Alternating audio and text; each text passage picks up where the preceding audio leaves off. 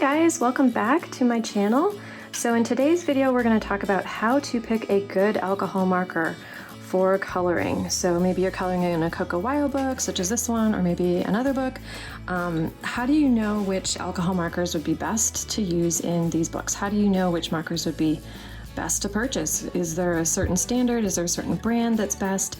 So what I'm going to do is share with you my top 3 things that I consider when I'm choosing alcohol markers, and hopefully that will help you make a good choice when you choose your alcohol markers.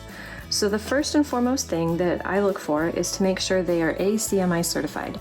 So I'm currently living in the United States, and the ACMI actually stands for Art and Creative Materials Institute, and they have been certifying the safety of art products since 1940. So they've been around a while.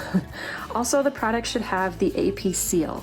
So for example, I'm going to grab this Copic. I don't know if you guys can see that, but there is this little seal that's actually stamped on the marker, and it says AP, and then above it, it says ACMI. Let me grab another brand so you can see it a little bit better. This one's just a little bit bigger, so you can see the AP there, and then it says ACMI. So that is a seal that identifies art materials that are safe and certified in a toxicological evaluation by a medical expert to contain no materials in sufficient quantities to be toxic or injurious to humans, including children.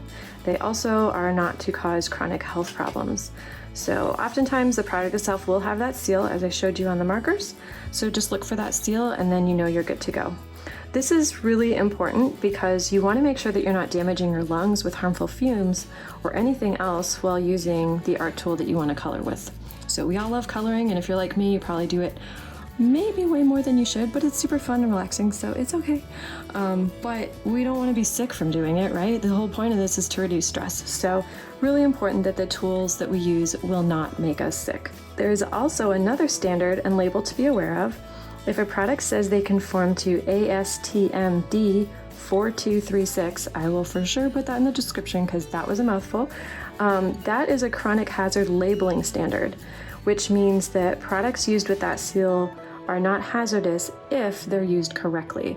So that just means that if it has that seal, you just need to read the package instructions and then follow them in order to use the art tool safely. So there are also some other safety acts and standards that other countries outside of the States use, such as the EN 71 and the ROHS. So if you're watching this from another country, just be sure to check whatever the safety standards are in your country to help make sure that whatever tools you're purchasing in the world of alcohol markers is not going to make you sick. If you're here in the United States and you shop on Amazon, as a lot of people do, there is a really cool search tool on the product listing. And I believe it's called ROHS. You can just type in there the word certified, and if that product has a certification designation anywhere in the listing, you don't have to read through it to find it. ROHS will track it down for you, pull it up, and it will provide that information for you. If you actually find something where it says ROHS was not able to determine the product was certified, however, the product states it's non-toxic, it's safe to use, keep in mind that that doesn't really mean a whole lot. That's really just a lot of marketing. When you have a seal that you know has been like tested, tried, true, you can trust things like this. But if someone's just, it would be like a stranger walking up to you and handing you a marker and saying, hey, this is safe to use, trust me, even though you don't know me. That's the same thing as reading a product description, and you know, you don't really know who these people are or what their product is. They could tell you that it's safe, but there's nothing to prove that it's safe. So be mindful of that and just try to make sure that whatever tools you're going to color with on a regular basis are not going to make you sick. So that's number 1, is making sure they're ACMI certified. So number 2 in my world is to have an easy cap removal. So why do we care about that? Who cares about caps, right? I mean, obviously we want them to stay on so our markers don't dry out. But why is it so important to have markers that have caps that remove easily? So think about how many times you're going to pop off a cap and then put it back on. So simple, pop off, put it back on. There's one. Now I'm probably going to do that a zillion more times while I'm coloring, maybe even just a single page. So if you think about what's happening, you're creating a repetitive motion, and repetitive motion is going to do things to joints and tendons. Nothing good is going to come from that if the repetitive motion is really hard on your joints and tendons. In fact, you're going to end up with a repetitive motion injury. And because our hands are the most important tool we have in coloring, we want to make sure that we take care of them and that we're not going to have troubles down the road, especially if we enjoy coloring a lot.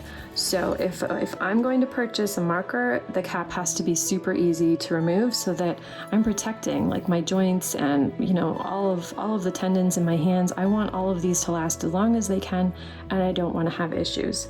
Another reason why it's important to have a cap that's easy to remove is because if you use brush tip markers, which is what I use most, and you struggle to get the cap off. Now this is an easy one, but I'm gonna dramatically struggle. So you're like, trying to get it off. And as you pull the marker out, it hits the edge of the cap. What's gonna happen is the ink from that brush tip is going to splatter, and more often than not is gonna land on your page, because if you're like me, you're moving quickly and you're coloring and you're pulling your marker cap off over your artwork. So maybe don't do that if you think you might bump the cap, but you know, if you have a cap that isn't easy to remove, that's just going to keep happening, and it's going to splatter ink all over your artwork. And it's, you know, kind of heartbreaking when you spend all that time on your pages only to discover that now you have ink splotches where you don't want them, and now you have to fix it. Or, you know, you can cry about it and just maybe buy another book to color in it again. But I'm not saying I recommend that. Instead, just get caps that are way easier to remove. That way you don't have to worry about trying to fix all of the uh-ohs. And it is possible to fix it if you do get ink that splatters across your page. A couple ways to fix it is with acrylic paint markers. If you can use those, I've done that before. I had a bear that just got covered in ink from a cheap set of markers I was trying out, and I just painted over him with acrylic paint and he did just fine. You can also hide a lot of things with colored pencils. So there are ways to fix uh-ohs on pages, but if you don't have to deal with them, then let's not. Let's just make the whole coloring experience a lot easier. So the the third thing that I look for when I'm purchasing markers is, are they refillable? So Copics, they are. It's one of the things I love about them is you can get refills, and the marker itself might cost a little bit more upfront, but because it's refillable, every time I want to refill this marker now, it's going to cost me less than if I had to buy new markers. So the extra upfront cost offsets the long-term use of the marker, and any brand really. So just look for the brand that you want to buy, and if it has refillable, then in my book, it's got a check mark there, because that's really important. The other thing to keep in mind with refills is, if it says it's refillable, can you actually find the refills? Are they easily available? So, you know, just because it says it, if you can't find them anywhere, then it's really kind of like they don't have refills, because you can't find them to purchase them to put them in your marker. So it's important before you purchase your alcohol marker set that you check to see if they have refills. Are they easy for you to get? Do they have them in your country? So that way you're not investing in a set that is going to end up costing you money or cause a lot of frustration. So let's just recap the top 3 things that I look for in making a great alcohol marker choice for coloring is: 1, make sure that it is ACMI certified, that it has that seal on there. If you're living outside of the United States, just make sure that it's safe to use based on your country's safety standards. Look for easy to remove caps. Make sure that you can get the cap on and off. If you can't, I probably would return it. If you had bought it, I would probably just take it right back, because it's just not worth the hassle. And then 3, make sure that they are refillable and it's really easy to get the refills. Of course, there might be other things that people consider important when purchasing alcohol markers for coloring. And if there's something you especially look for, feel free to share below in the comments section so that everyone can benefit from your experience too.